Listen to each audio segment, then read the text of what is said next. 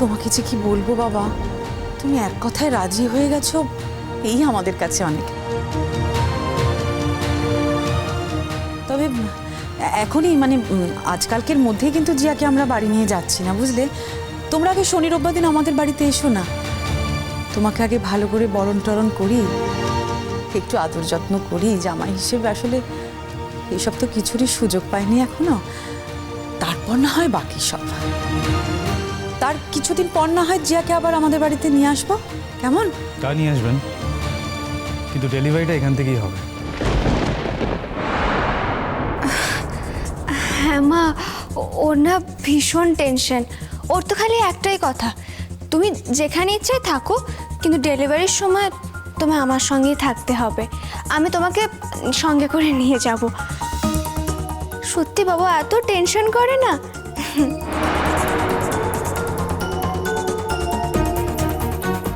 Exactly so. প্রচণ্ড tension করি, তুমি তো আমাকে জানো তাই না জিয়া, ভালো করে চেনো। আর আমি এই বিষয়টা নিয়ে এতটা টেনশন করছি, তোমাদের কাউকে আমি বলে বোঝাতে পারবো না। সেই জন্য আমি চাই ডেলিভারিটা এখান থেকেই হবে। ও আমার সাথে যাবে আর আমি স্পেশাল পারমিশন নিয়ে লেবার রুমে থাকবো।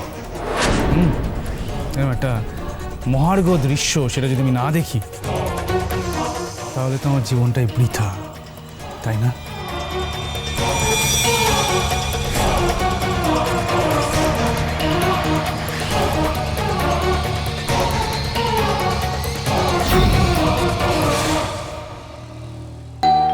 ওফ, এই বেরোনোর সময় খেয়ে আবার এলো। কাকন, তুমি রেডি হয়েছো? হ্যাঁ ডাক্তারবাবু, আমি রেডি আছি। ওই রান্নাঘরে দু একটা কাজ আছে, ওটা করে নিয়েই আমি আসছি। এগুলো করার কি দরকার বলো তো? এই কাজের মাসিটাকে তুমি হট করে অফ করে দিলে কেন? ডাক্তারবাবু, আসলে আমি চাইছি না যে মানে আমি এই বাড়িতে আছি সেটা বেশি কেউ জানুক। ও আবার নক করছে। উফ। হ্যাঁ হ্যাঁ, আপনি আপনি কথা বলুন, আমি ভিতরে আছি। কাকন দাঁড়াও।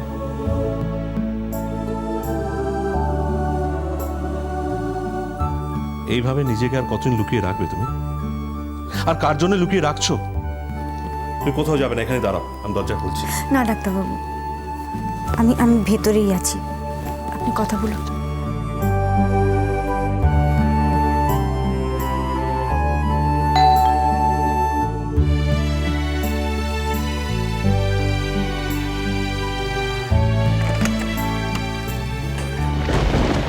কি গো ভাই, তখন থেকে বেল বাজে বাজে একদম হাঁপে গেছি।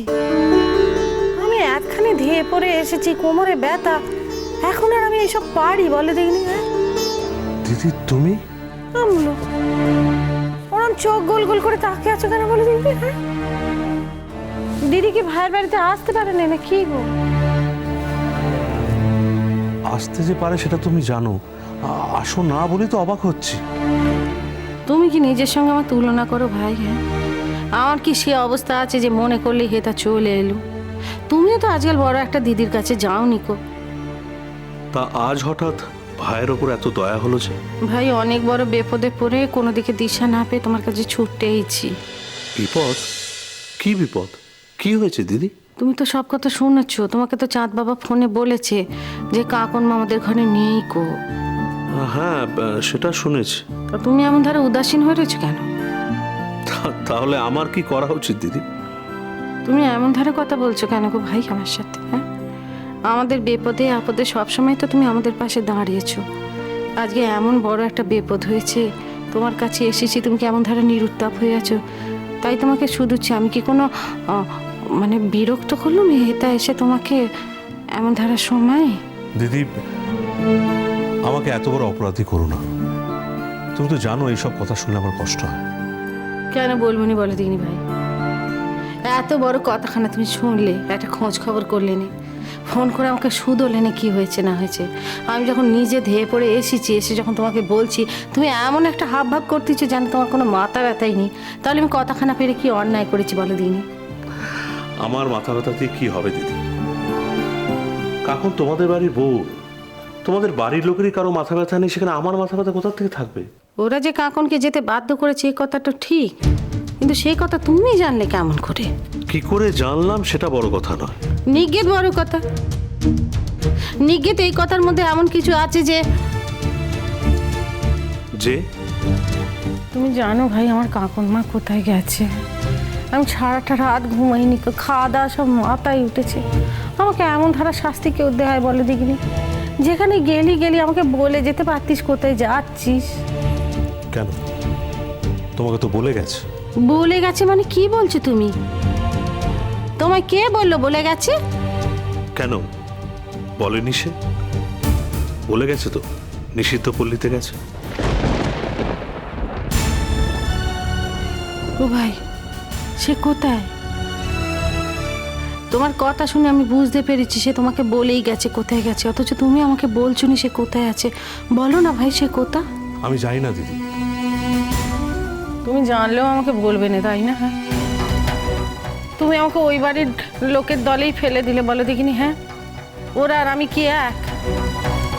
তুমি দেখছি আর আমাকে ভালোবাসনি। দিদিকে কি মন থেকে ত্যাগ দিয়েছো ভাই? দিদি তুমি থাকতে এত বড় ঘটনাটা ঘটলো কি করে? ওরা সাহস পেল কি করে কাকনকে ওই বাড়ি থেকে বের করে দেওয়ার? ভাই, স্বামী স্ত্রীর ব্যাপার, আমি মাঝখান থেকে কি কথাখানা বলি বলো দেখিনি? হ্যাঁ, আমাকে কথা বলা তো মা নেয়নি। আমি তো 1000বার বলেছিলুম যে ওই ঘর ছেড়ে যাস নি গো মা, যাস নি গো মা। উল্টে এই কথাও বলেছিলুম যে আমি তোর সঙ্গে বেরিয়ে যাচ্ছি, চল আমরা দুজনে মিলে চলে যাও। সে তো আমার কথাখানা নিলুনি, উল্টে খারাপ কথাখানা বলে দেওয়ার ঘর ছেড়ে দিয়ে বেরিয়ে চলে এলো। আর ওই ছবিগুলো যে এসছে ওগুলো তো মিথ্যে নয় গো। হ্যাঁ, আমি কার মুখে হাত চাপা দিয়ে বলে দেখিনি ভাই? হ্যাঁ, আমি জানি কাকনমা এমন ধারা মেয়ে নয় গো, সে ফাঁদে পড়ে গিয়েছিল। ফাঁদে যে পড়েছিস সেই কথাখানা স্বামীকে তো খুলে বলবি। স্বামীকে অত ভালোবাসি, স্বামীকে সব কথা খুলে বলবি নি? চাঁদ বাবা যখন ছবিগুলো দেখছিল তার মুখটা যদি একবার দেখাতে পারতুম গো, কি বলবো বলো দেখিনি? ছেলেটার 2 চোখ বেয়ে জল গড়িয়ে পড়ছে। আমি জানি পুরুষ মানুষের চোখে সহজে জল আসে না গো, কিন্তু তার চোখ দুটো পুরো জলে ভরে গিয়েছিল গো ভাই। তুমি পুরুষ মানুষ, তবুও তোমাকে বলছি, তুমি যদি সেই সময় চাঁদ বাবার মুখখানা দেখতে না, তোমার চোখেও জল এসে যেত। একটা মেয়ে ফাঁদে পড়ে যেতে পারে না? পারে বলেই তো তোমার কাছে ছুটে এসেছি, পারে বলেই তো এমন পাগলের মতো করছি। এখন আমি বলো দেখিনি সে কোথায় আছে, তোমার সঙ্গে তার দেখা হয়েছে কিনা? আমি কি বলেছি তার সঙ্গে আমার দেখা হয়েছে? তুমি তো আমায় বলোনি গো, কিন্তু আমি তো বুঝতে পেরেছি তার সঙ্গে তোমার দেখা হয়েছিল। ও ভাই, আমাকে বলো না ভাই যে আমার কাকুর মাটা কোথায় আছে। আমি কাউকে বলবো নি গো, তুমি যদি বল দাও আমি চাঁদ বাবাকেও বলবো নি, কিন্তু আমাকে বলে দাও ভাই। আমি না এত চিনতে নিতে পারছি নি, জানো তো।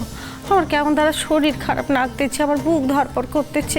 তুমি কি চাও বলো দেখি? দিদিটা এই বয়সে চিন্তা করতে করতে মরে যাক। কাকন আমলো, সে হেতা আছে? তারপরে তুমি চাঁদ বাবাকে বলেছো সে হেতা নেই কো? তোমার চাঁদ বাবার কাছে তো কাকনের কোনো অস্তিত্বই নেই।